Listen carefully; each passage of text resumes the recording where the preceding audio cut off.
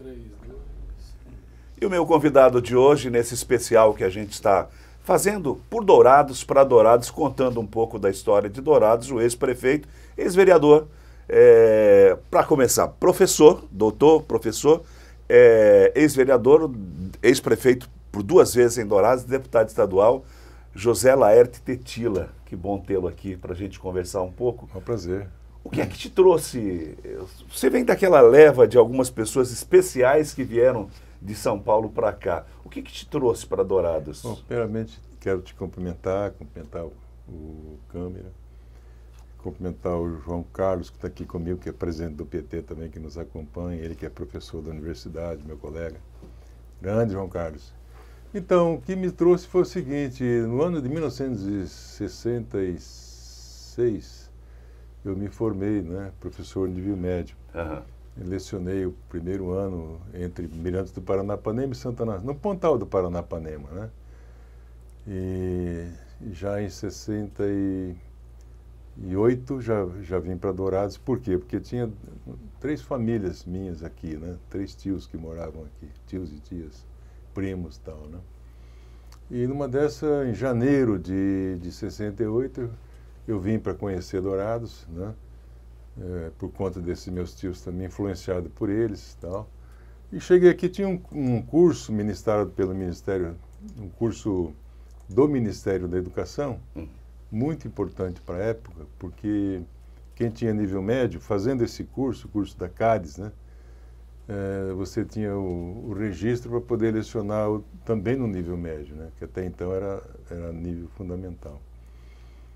E acabei fazendo esse curso, janeiro de 68. Aí já surgiram os convites para lecionar no professor Lins, lecionar no Corpo das Irmãs, lecionar no Presidente Vargas. Acabei ficando no Presidente Vargas e na Escola Castro Alves, da qual fui diretor também durante alguns anos. Qual que é a primeira impressão que o senhor teve de Dourados?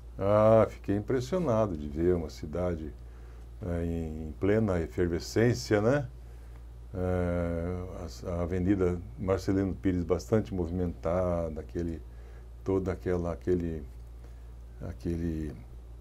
burburinho ali no Bar do Luchese, no Borte, nos cafés de Dourados. Aquilo me impressionou bastante, né? Avenidas largas, canteiros centrais, tudo aquilo. E eu tinha uma proposta boa, né, em 68, para ir para Itanhaém, né, na praia, lecionar lá. Recusei para poder ficar em Dourados. Gostei muito de Dourados, né? Me identifiquei muito com Dourados. E acabei lecionei uns 10 anos no Presidente Vargas. No Castro Alves também fiquei cerca de uns 10 anos, como professor e depois como diretor. E aí surgiu a fase, uns 20 e poucos anos, 23, 24 anos, já estava casado. Aí iniciei os estudos para a universidade, né? Então fui aluno da primeira turma do CEUD, né? Que é na época era da Universidade Estadual, CPD, né? E depois foi transformado, em 77, o CPD foi transformado em Universidade Federal, né? Em CEUD, Centro Universitário de Dourados, ligado à Universidade Federal. Bom, então eu fui aluno da primeira turma, né? Prestei vestibular naquele ano.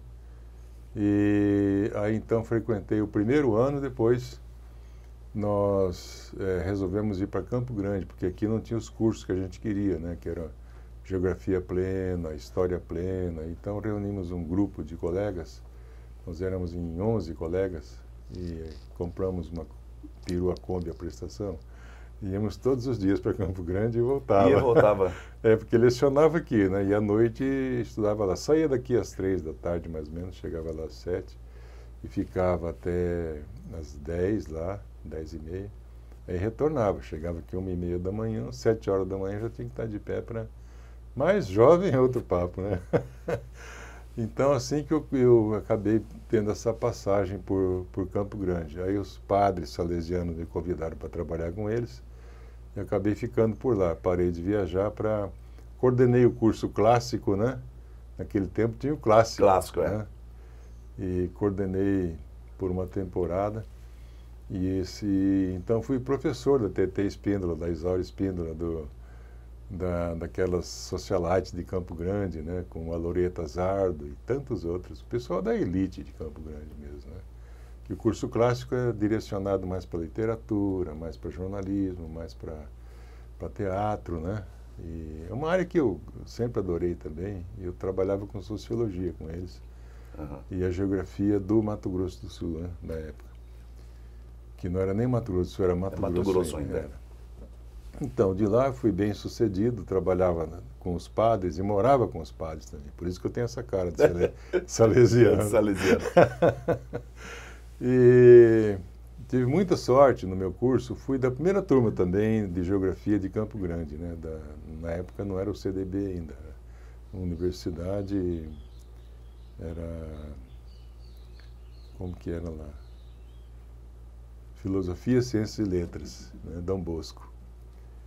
E tive muita sorte porque os professores formados em Presidente Prudente, veja bem, doutores da USP, da Geografia, tinham um excedente lá, vieram para montar o curso de Presidente Prudente, na Unesp. E os alunos deles, uma boa parte, veio para aqui da UANA, passaram no concurso da Universidade Federal. Geógrafos da Universidade Federal que foram dar aulas para nós lá. Então nós pegamos todo aquele curso com a orientação da própria USP, né? Tanto é que depois eu fui fazendo contato com eles, com Alvanir Figueiredo, com Marcos Alegre, tantos outros grandes nomes da geografia. Orlando Valverde, assim por diante, né? Aí, graças a Deus, fui bem sucedido no curso e me deram para ser orador de turma, aquela coisa toda. Os próprios professores que vieram de Presidente Prudente, eles não tinham a pós-graduação ainda. E eles foram para fazer a pós-graduação e me levaram. Não, você vai conosco. Aí que acabei fazendo a pós lá em nível de mestrado. Daí foi que conheci o Milton Santos, Figueiredo Monteiro, Alvanir Figueiredo, né, José Roberto Tarifa, principalmente o Aziz Absaber, que foi o expoente da geografia de todos os tempos aqui no país, né? Um cara respeitabilíssimo, de nível até internacional, ele e o Milton Santos, né? Então eu tive esse golpe de sorte aí, né? Dessa trajetória até... Mas tive uma passagem também pelo Rio Grande do Sul, fiz especialização em Santa Rosa, com os professores da URGS, da Universidade Federal, lá do Rio Grande do Sul, né? Então essa é a minha trajetória. Fiquei na universidade por 22 anos, né? E quando já havia terminado o curso de pós-graduação na USP, é que eu acabei entrando na vida pública, né? Como fui candidato a prefeito de Dourados em 1900. Mas em que momento que a política entrou na sua vida, já que o senhor entrou aí na vida pública? Então, eu ainda estava na universidade, né? E aí havia aqui em Dourados um grupo que criaram o PT, né? Aí você tem a Damares, tem a Séries, você tem o Gilson Rodolfo Martins, você tem, né, o Rosenberg, uma série de outros. Fundaram o partido e a gente ficou lecionando, muito preocupado com o preparo de aulas, de tese e tudo mais. Mas me convidaram, né, para filiação. Acabei me filiando. Em 1997 para 98, né, eu fui candidato a prefeito pela primeira vez. Disputei com o Zé Elias, com o Braz Mello, que eles estavam no auge da fama, né? Eu acabei ficando no glorioso terceiro lugar.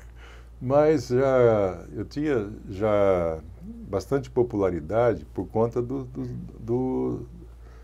alunos, né? Da universidade. Da universidade e do presidente Vargas também, do Castro Alves, né? Então eu já tinha uma fatia até interessante para a gente entrar na vida pública. Recebi muito apoio deles, depois dos bancários, depois da própria igreja, né? Na medida que foram me conhecendo melhor, foi assim, difundindo o nome. Aí fui eleito a vereador em 93, né? Mas antes disso fui candidato a deputado federal, também não tive condições de ser eleito. Mas aí em 93, saí candidato a vereador, né? Naquele tempo a gente se apresentou, né, fazendo as defesas populares, né, da comunidade indígena, o movimento pela reforma agrária, enfim, todos os movimentos sociais a gente tinha uma certa participação. Da pacificação de Dourados também, porque aqui era tirambaço para todo lado, né? Portal do inferno, aquela coisa toda. E a gente, então, na linha dos direitos humanos, ia batendo de frente até... Mas o que mais pesou mesmo foi a defesa da comunidade indígena, que me valeu uma visita na minha casa, né? 200 balaços de 12, que chegou a levantar a frente da casa para cima. São episódios, né? Tentaram realmente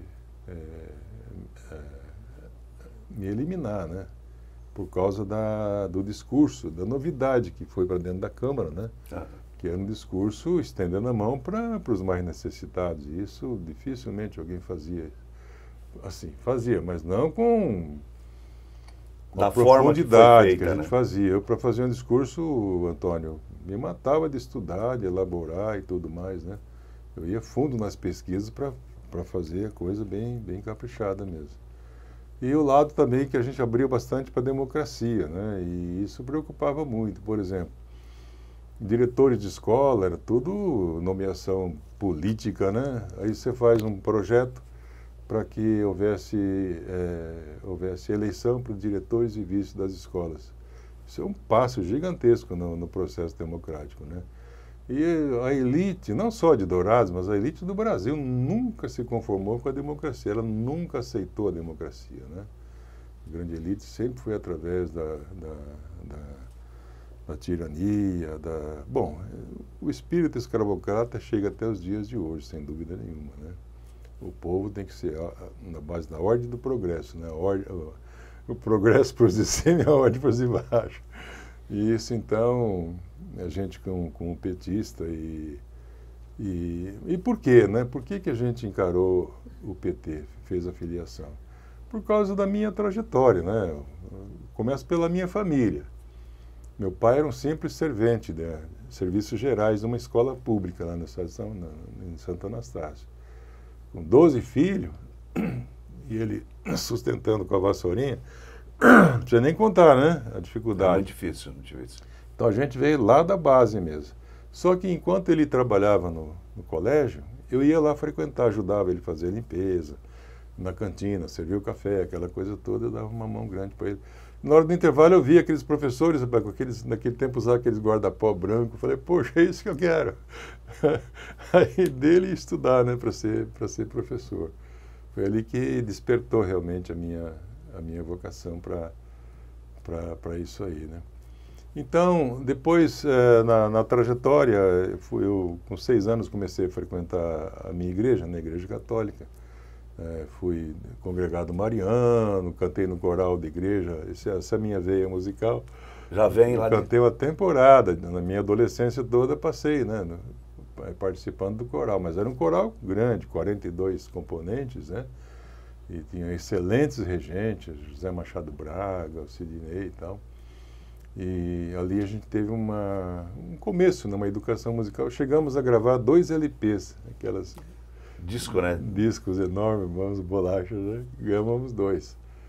E então, vindo para cá, já com esse espírito bastante aguçado no cristianismo, aí fui morar com os padres salesianos, né? Aí peguei todo aquele espírito dos salesianos, né? Li toda a vida do Dom Bosco e tal. E no curso que eu fiz de geografia, por ser uma escola de orientação religiosa, lá tinha, do começo ao fim da faculdade, tinha 2 matérias que eram imprescindíveis, filosofia e sociologia. Então, na filosofia, ela do começo, meio e fim, você tem desde os pré-socráticos até os pós-modernos. Então, nós estudamos todas as correntes, e todas as correntes, isso é interessante, né? Para ser corrente filosófica, tem que ter 2 capítulos, moral e ética, né? Isso te dá uma formação muito forte, né? Depois vim para cá e, frequentando a igreja São José Operário, ela é franciscana. Então, juntou o espírito salesiano com o franciscano, Aí eu fui condenado mesmo a ser cristão e a ser de esquerda. Bom, o senhor foi vereador, como o senhor mesmo já disse, né? Estudou bastante, né? 6 anos de vereador. Aí veio, dentre aqueles nomes, né, que a gente fala hoje, quando você vai buscar, incrível, né? Porque nós não temos tantos nomes para lembrar como o prefeito de Dourados. E o seu nome está ali, né? Não tem tantos nomes, apesar da história, mais de 80 anos, né? Se você for buscar na mão, você não chega a 5 daqueles que se lembram, né? Fulano fez, né? E o seu nome é muito lembrado. Como é que foi administrar Dourados? Feliz por isso. Bom, como vereador, a gente ganhou bastante popularidade, né? Porque fazia um movimento grande, apresentava projetos consistentes e eu alugava um ônibus de 44 lugares para trazer o pessoal dos bairros. Toda semana, né? Todas as quartas-feiras, que é o dia de sessão, chegava o ônibus lotado, né? Por quê? Você ia no bairro, o bairro não tinha energia elétrica, ou então não tinha água encanada. Então você fazia toda aquela mobilização, fazia o discurso, marcava a audiência com o prefeito, marcava com a Sanesul, né? Fazia toda uma articulação. Fazia o meio campo. E as coisas acabavam acontecendo, né? A creche lá na Vila Jardim Oliveira, né? A gente criava o comitê pró-creche da Vila tal. Aí trazia todo o pessoal para acompanhar. Quando as autoridades sabiam que você lotava a Câmara, né, e marcava a audiência, não tinha como negar a audiência, né? Senão eles perdiam popularidade também. E foi assim, a gente conseguimos muita coisa. E isso me credenciou para me eleger deputado. Agora, no prédio da Associação Comercial, o PT se reunia ali, né, que não tinha sede. Nós fizemos uma reunião que definiu, então, um planejamento, fez um planejamento de longo prazo, né? Eu era vereador, aí colocaram no planejamento que eu deveria ser deputado estadual por 2 anos e depois, deputado estadual, viria prefeito. E realmente o projeto deu certo, né? Fui deputado aqueles 2 anos para chegar aqui, né, à prefeitura. Fui eleito, né? E então, o sucesso de uma administração, eu sempre falo, né, que depende de alguns fatores, dentre eles equipe, né? Você tem que ter eu não digo todas as cidades, mas uma cidade com porte de Dourados. Uma cidade pequena, o prefeito acompanha até assentamento de tijolo, né? Ele tem tempo para fazer isso. Agora, numa cidade do porte de Dourados, querendo transformá-la num polo de desenvolvimento regional, numa cidade universitária, numa cidade educadora, então você tinha que ter equipe, né? A minha equipe eu montei com base nesse quadripé que eu vou te revelar aqui agora, né? Eram os pós-graduados pela USP, pela Unicamp, pela UNB e pela PUC, né? Você pega lá o Mário Thompson. Quem que era o Mário Thompson? Passou no concurso. Veio de Brasília para cá, passado no concurso. Pô, o cara é doutor em planejamento urbano. Pô, em planejamento urbano, veja bem. Você pega o Luiz Carlos Ribeiro, um dos maiores urbanistas do Brasil, pouca gente sabia disso, né? Pô, o cara criou imã, criou isso, criou aquilo.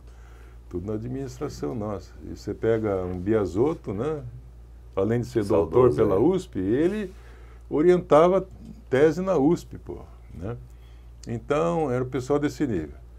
E aí, então, encaramos o planejamento estratégico, né? Implantamos o planejamento estratégico em Dourados. Isso é interessante porque era tudo em cima de método, sabe? A prefeitura tinha método, né?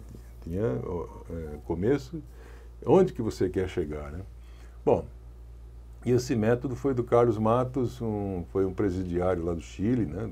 Na ditadura do Pinochet, e na cadeia ele elaborou esse projeto para o desenvolvimento urbano, que muitas cidades pelo mundo inteiro, né? Porto Alegre aderiu, Santo André aderiu, Chapecó aderiu e Dourados também, nós trouxemos para nós, né? Trouxemos especialistas de várias partes do Brasil para nos ajudar a implantar esse método aqui.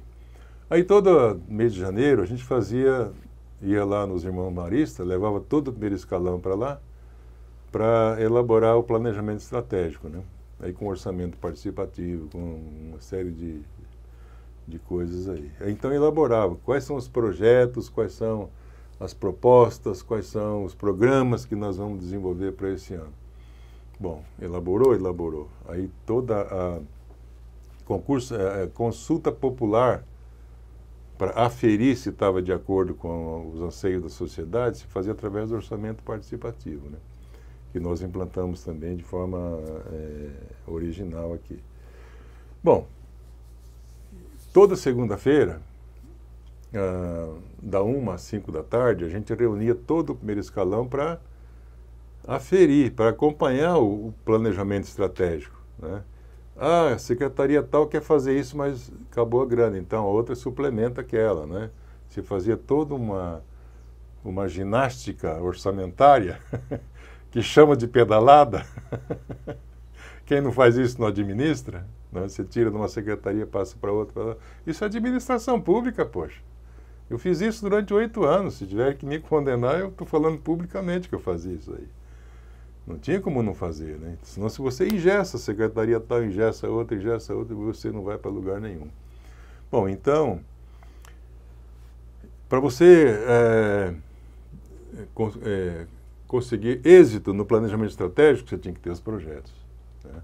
Então, eu ia para Brasília, meu amigo, com 2 malas de lado, cheia de projetos. E eu vi, olha, quase todos os prefeitos que eu vi em Brasília, que eu ia cada 15 dias para lá, os caras iam lá só para sair na foto com o senador, com o deputado federal e tal, para jogar para a torcida e fazer popularidade, né, demagógica. E eu não, porque quando você chega lá, falar com o deputado federal, com o senador, a primeira coisa que ele pergunta, cadê o projeto? Né? Não se trabalha sem projeto. É só foto, então tira a foto e...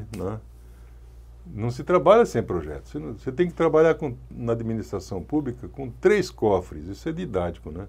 O municipal, o estadual e o federal. E para você conseguir os recursos dessas 3 instâncias, como é que você vai conseguir se não tem projeto? Não tem como, né?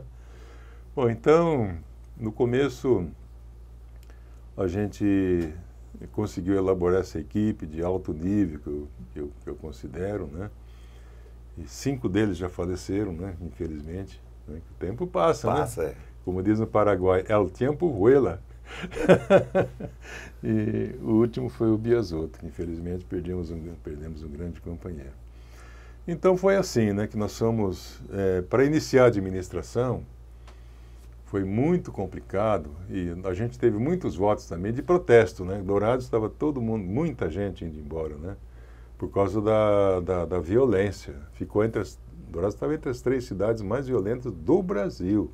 E a grande mídia nacional, ela vinha aqui direto, aquela Mônica Voidvogel. Ela vinha aqui e colocava o que acontecia aqui na grande mídia, né? Aquelas desovas de cadáver, aquelas coisas horrorosas.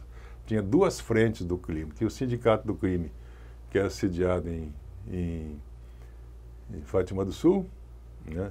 E outro aqui, Dourados, que a minha modéstia não me permite dizer. É um campo muito... É bastante complicado. Areia movediça. Então, o que eu fiz, Antônio Carlos? Para você desenvolver a cidade, primeira coisa, você tinha que pacificar, meu Deus do céu. Naquele clima não dava. As matanças indiscriminadas eram super bem apoiadas pelos comerciantes. Mas só que o que fazia o comerciante? Apoiava, mas fechava as portas, botava a mudança no caminhão e eu apoio, mas eu vou para Rondônia, eu apoio, mas vou para Cuiabá, apoio, mas vou para Rondonópolis, né? E o caminho do norte aí, nossa, eu peguei a Marcelino Pires com mais de 1000 portas fechadas, né? Pra você ter uma ideia, só Marcelino Pires. Ao ver a Rua Bahia, né? Toshinobu Katayama, nem se conta, né? A gente ia entregar panfletos, você entregava numa casa aqui, passava 50 casas sem ter ninguém, tudo fechado, né? Para poder entregar um panfleto lá embaixo. Então, essa é a Dourados que nós pegamos para administrar. Pacificar, o que nós fizemos? Então, desde o tempo que eu era vereador, eu já mexia com essa pacificação, né? Depois, como prefeito, muito mais ainda. E nós trouxemos lá de Brasília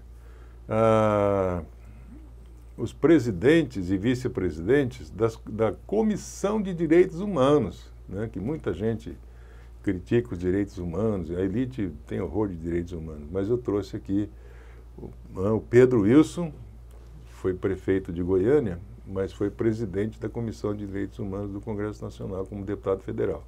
trouxe o Ginei Viana, trouxe o Nimário Miranda, pousaram na minha casa, vieram aqui, fizeram audiência pública na Câmara Municipal, né, dos parentes que perderam os seus entes queridos, né, porque era assim, quando alguém falava que tem um guri lá no bairro tal que supostamente fuma maconha, um baseadinho, então vai lá e estoura a cabeça dele. E eu estourava mesmo, não tinha esse negócio não de defesa, de nem prender, não prendia, sabe? Então ficava Dourados coroada por aquela coisa horrorosa que eram os pontos de desova de cadáver, né? E assim ficou conhecido como Portal do Inferno, né? A grande mídia colocava isso aqui.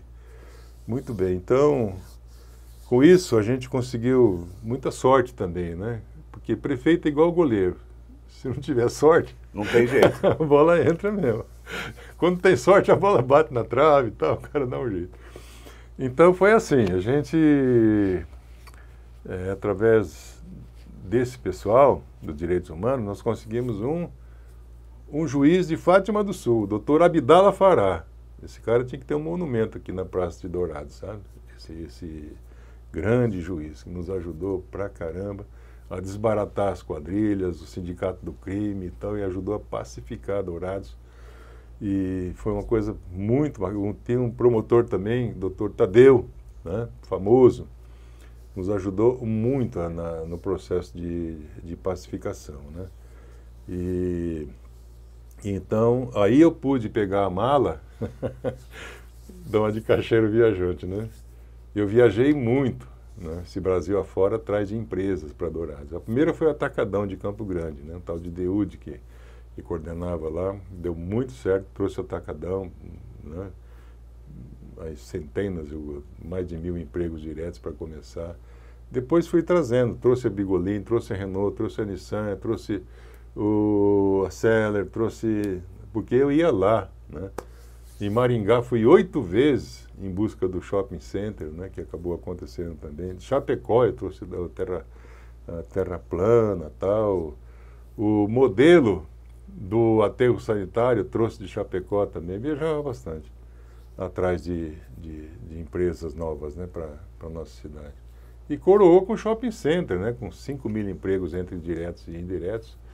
E isso avançou bastante. E na medida que o comércio ia reabrindo as portas, ia se revitalizando, gerando emprego, acompanhava esse processo a construção civil, né? A construção civil tinha 70% de desempregado na época do Portal do Inferno, né? Uma crise danada. E, claro, muita gente empurrada para as favelas, né? O pessoal da construção civil, favela, né? Grande parte deles. Então, o que nós fizemos? Fizemos um projeto de desfavelamento de Dourados, né? Ninguém na Lona Preta, ninguém no Brejo. 23 conjuntos habitacionais nós construímos, né? Não deixamos ninguém em fundo de vale, limpamos tudinho, cada qual com a sua casa. Dignidade humana, né? Porque eu vejo dignidade assim, o cara mora no barraco, então ele vai cozinhar lá, na lata lá fora, né? O cara não tem uma cozinha. Vai tomar um banho? É na canequinha, porque ele não tem um banheiro, né? Um chuveiro com água quente, né? Vai fazer sexo, tem que ser no meio das crianças lá, né? Porque não tem privacidade, né? Então, 2 quartos com chave direitinho, essas coisas todas, né? O teto com telha romana, caixa d'água, instalação sanitária, instalação elétrica. Não é palácio, não. É casa modesta, mas com todas as condições, né? Sala, para botar uma televisão e ver o Palmeiras ganhar do Corinthians. Essas coisas todas, né? Então, avançou bastante nesse ponto também, a questão da moradia. Nossa, Cachoeirinha era notícia direto, né? Bastava uma chuva de 30 milímetros para inundar tudo lá, né?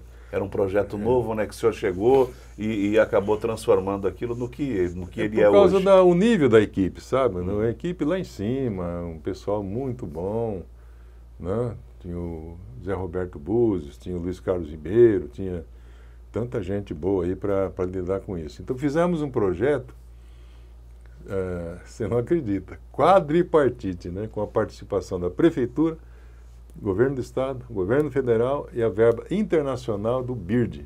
Todos nós entramos com recurso para salvar o Cachoeirinha. Cachoeirinha, Vila... como é que é lá? Aparecida, Coafaba, tudo aquilo, né? Era uma região bastante difícil. Nossa, complicadíssima. Fizemos toda a drenagem, fizemos o parque, a via parque, com ciclovia, urbanizamos tudo aquilo lá.